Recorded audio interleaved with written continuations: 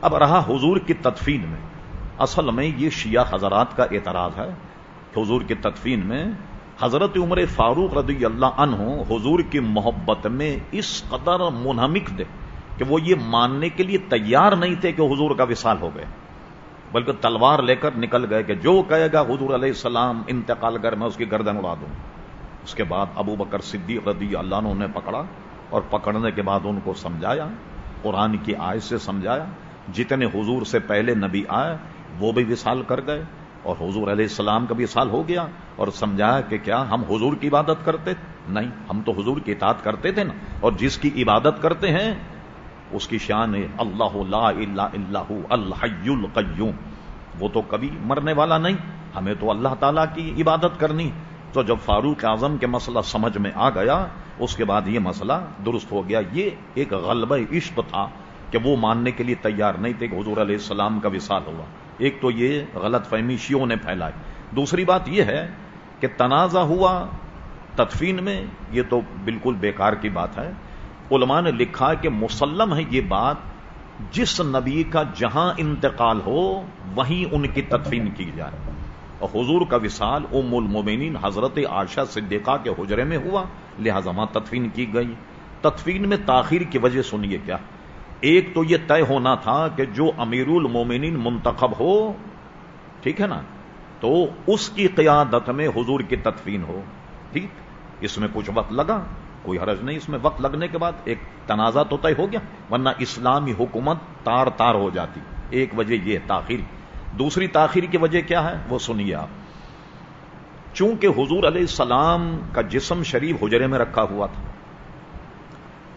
نماز جنازہ کے فرائض اور شرائط وہی ہیں جو نماز کے فرض کے، جیسے میں نے کہا فاصلہ نہیں ہونا چاہیے وغیرہ وغیرہ، یہ نہیں کہ وہاں جنازہ رکھا تو یہاں آپ نماز پڑھ لیں۔ حجرے میں لوگ داخل ہوتے، جتنی جگہ تھی 10 5 اور حضور کی نماز جنازہ میں سارے غلام بلکہ خواتین پورے اہل مدینہ نے نماز پڑھی، ٹھیک ہے۔ اب آئیے اہل مدینہ کی تعداد کیا ہوگی؟ حضور علیہ السلام نے آخری خطبہ ارشاد فرمایا حج کا، اس میں 1.25 لاکھ صحابہ کرام علیہ رضوان موجود تھے۔ اگر مدینہ شریف کی اس وقت کی آبادی 1 لاکھ بھی مان لی جائے تو 10 15 آدمی قسطوں میں نماز پڑھیں، آپ قلم کاغذ لی کیلکولیٹر لے کر کے بیٹھی ذرا، کتنے دن لگیں گے، کتنا وقت لگے گا کہ ایک وقت میں صرف 10 ہی آدمی نماز پڑھ رہے ہیں تو کتنا وقت لگے گا؟ کہ ان میں خواتین بھی ہیں، اس میں غلام بھی ہیں، لونڈیاں بھی ہیں، سب نے حضور علیہ السلام کی نماز جنازہ پڑھی، ٹھیک ہے، اس لیے تاخیر ہوئی۔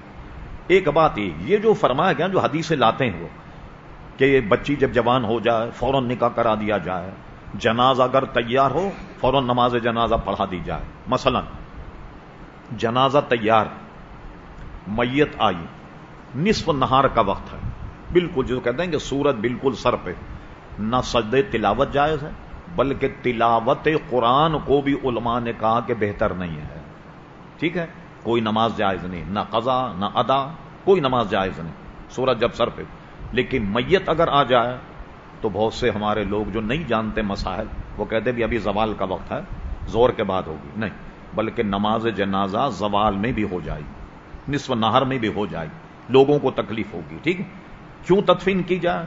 تدفین اس لیے کی جاتی ہے کہ میت کے سڑنے گلنے کے امکانات ہوتے ہیں۔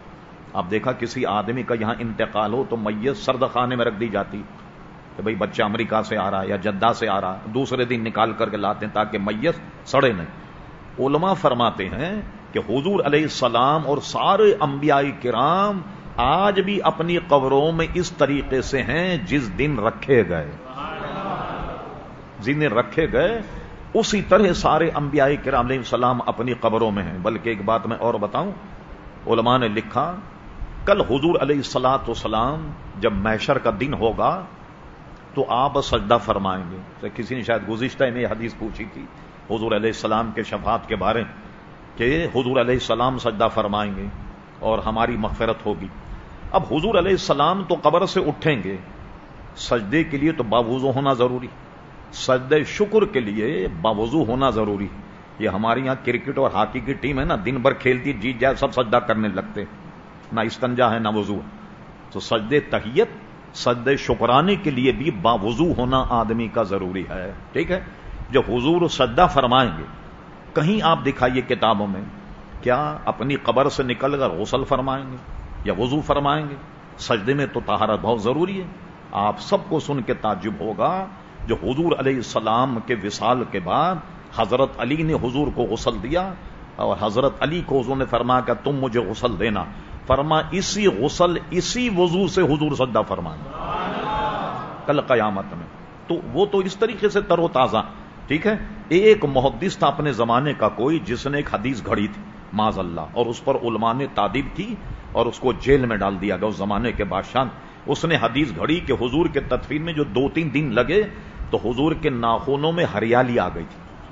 جیسے میت جب سڑنے لگتی ہے تو ہریالی آتی ہے اس طرح اس زمانے کے بادشاہ نے اس کو قید کر دیا اور اس کی بات نہیں مانی گئی. تو حضور علیہ السلام ہی نہیں بلکہ تمام انبیاء کرام اتنے تر و تازہ ہیں کہ حضور جب مسجد اقصیٰ گئے تو انبیاء کرام حضور کے پیچھے نماز پڑھنے کے لیے آئے. اور حضرت انس ابن مالک کی حدیث جو مسلم شریف میں ہے وہ یہ ہے کہ ہم حضرت موسیٰ علیہ السلام کی قبر کے قریب سے گزرے تو ہم نے دیکھا کہ موسیٰ علیہ السلام اپنی قبر میں نماز پڑھ رہے ہیں. کیا ان کا ڈھانچہ نماز پڑھ رہا؟ وہ تو کیا مٹی میں مل گئے تھے؟ نہیں. ہر نبی اپنی قبر میں اسی طریقے سے زندہ ہے جیسے جس دن اسے سپرد کیا گیا قبر میں وہ زندہ. اور ظاہری مشاہدہ بھی آپ دیکھ لیں. میں نے کئی دفعہ کہا اور آپ نے سنا بھی ہوگا تاریخ کا اہم ورق. غالباً یہ بات ہے 1939 کی. دریا دجلہ کے کنارے جو 2 صحابہ کرام کے مزارات میں پانی آیا انہیں جب نکالا گیا ان کے بدن بھی سلامت تھے ان کا کفن بھی سلامت تھا. دونوں کی آنکھیں کھلی تھی اور آنکھوں میں وہی چمک موجود تھی جو زندہ آدمی کے ہاتھ میں ہوتی.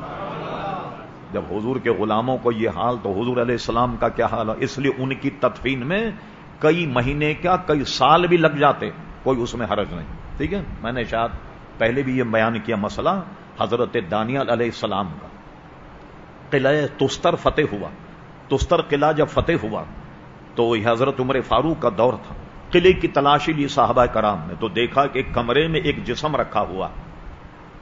وہ کہنے لے کس کا جسم ہے؟ راوی کہتے ہیں کہ ان کی گردن کی رگیں ایسے حرکت کر رہی تھی جیسے زندہ آدمی. ادھر کچھ دستاویز کچھ صحیفے رکھے ہوئے تھے ان کو سب کو انہوں نے پڑھا صحابہ نے. وہ ساری دستاویز پڑھ کر حیران رہ گئے.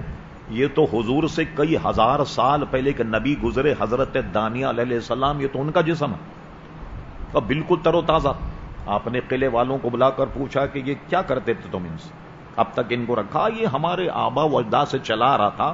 جب بارش نہیں ہوتی تو ہم تخت کو باہر لاتے جب آسمان کے نیچے رکھتے تو بارش ہو جاتی پھر ہم ان کو اپنے کمرے میں رکھ دیتے. مدتوں سے یہ اسی طریقے سے چلا آ رہا. پھر اس کے بعد جو بھی سالار انہوں نے 13 قبریں کھودی اور 13 قبریں کھودنے کے بعد ایک میں حضرت دانیال علیہ السلام کو دفن کیا. باقی قبروں کو اسی طریقے سے بند کر دیا تاکہ کسی کو یہ صحیح اطلاع نہ ہو کہ حضرت دانیال علیہ السلام کس قبر میں. یہ بات لکھی ہے علامہ ابن کثیر نے اپنی مشہور تاریخ البدایہ والنہایہ. حوالہ ہمارے پاس موجود ضرورت پڑے تو آپ لے بھی سکتے ہیں. اب اس کے بعد ایک اور کمال دیکھیں. اسی صفحے پر جو واقعہ ہے یہ صفحہ الٹی آپ تو اس صفحے پر یہ حدیث موجود ہے کہ حضرت دانیال علیہ السلام نے اپنی زندگی میں اللہ سے یہ دعا کی تھی کہ مولا جب میرا انتقال ہو تیرے وہ آخر الزمان نبی جب تشریف لائیں ان کے غلاموں کے ہاتھوں سے میری تدفین ہو. ان کی دعا قبول ہو گئی. انبیاء کرام تو ہزاروں سال بھی اگر تدفین نہ ہو تو ان کے بدن میں کوئی تغیر کوئی تبدل نہیں آتا. لہذا یہ شیعہ حضرات کے اعتراضات ہے جو بالکل لغو اور بالکل غلط ہے. وہ یہ کہنا چاہتے ہیں کہ یہ لوگ خلافت کے جھگڑے میں پڑ گئے اور حضور کی تدفین کو انہوں نے چھوڑ دیا. یہ بالکل ان کا اعتراضات غلط ہے.